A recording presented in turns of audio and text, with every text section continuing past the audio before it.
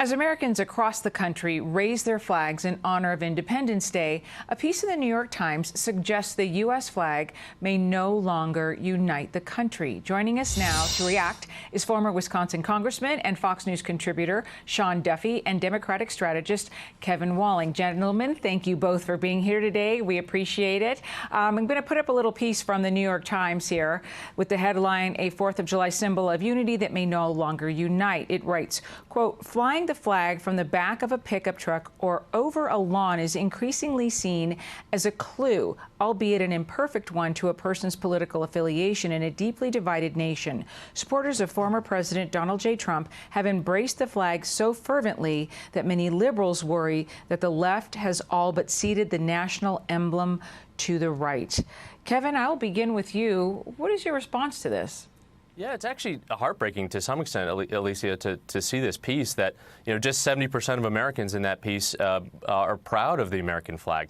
That's a horrifying statistic, I think, to anyone celebrating our Independence Day today, 245 years of storied history for this country. So I hate to see another thing fall victim to the polarization of our time, this being the American flag, because we should all be celebrating and honoring the great traditions of this country today, regardless of our political ideology. Sean, when you saw this, what went through your mind? Well, I think this is a celebratory piece by the New York Times and the Democrat Party. They have not wanted Americans to focus on those things that unite us, which is the unity that we have as Americans and the flag that represents us as Americans. They spent the last several decades, the New York Times and the Democrats, in divided America. We should instead focus not on our country and that unification. We should focus on our races and our religions and our sexes and our sexual preferences, everything that divides us. And so now that they do a study and say, oh, wow, the flag in the country is divisive, well, they spent 20 years, 30 years selling a group of leftists and Democrats that they should be divided and should be focused on America, but should be focused on those divisive things as opposed to the unifying things. Kevin, I want to ask you something, because after 9/11, we saw flags everywhere. They represented our collective grief and our collective pride. And eventually, some people decided to put them away because it was too much of a reminder of the pain. So it can really mean whatever you want it to mean. There's what it's meant to mean and what you want it to mean. Are some people on the left giving something up that they really don't need to?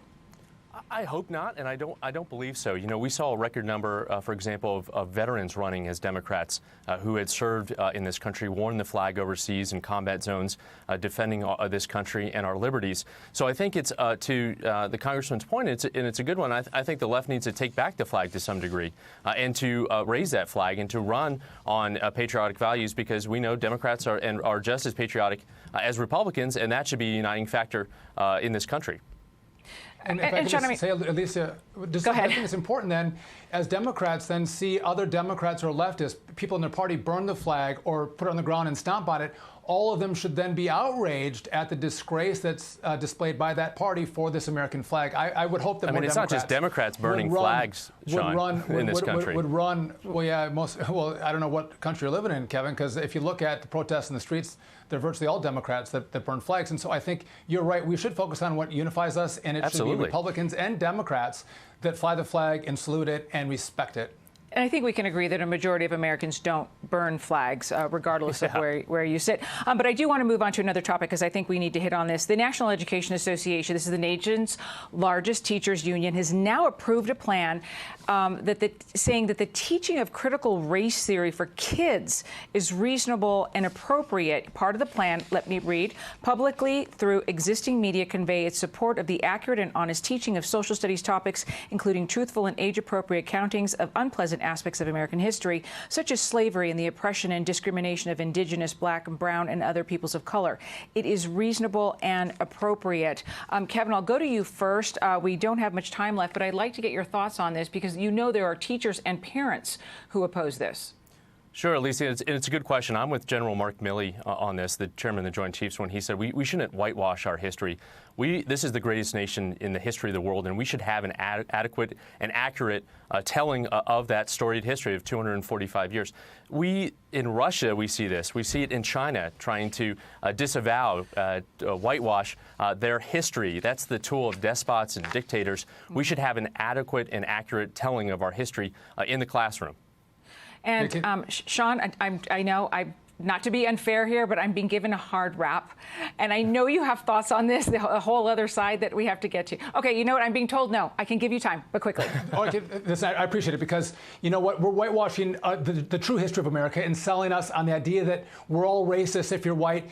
We should hate our country, our history, our founders. That's not the true history of America. Critical race theory is a lying history of America. And by the way, when critical race theory partners with, and the education union is partnering with the Zinn Foundation, which are Marxists, and Black Lives Matter, which are Marxists, they want to teach Marxism to our kids, which is not who we are. We're a country of freedom, and I guess I would think that more parents and more teachers are going to stand up and push back on this ideology that is not history. Mark Milley, he's lying about what they're actually teaching. There's a full mosaic of an American history that isn't encompassed in critical race theory.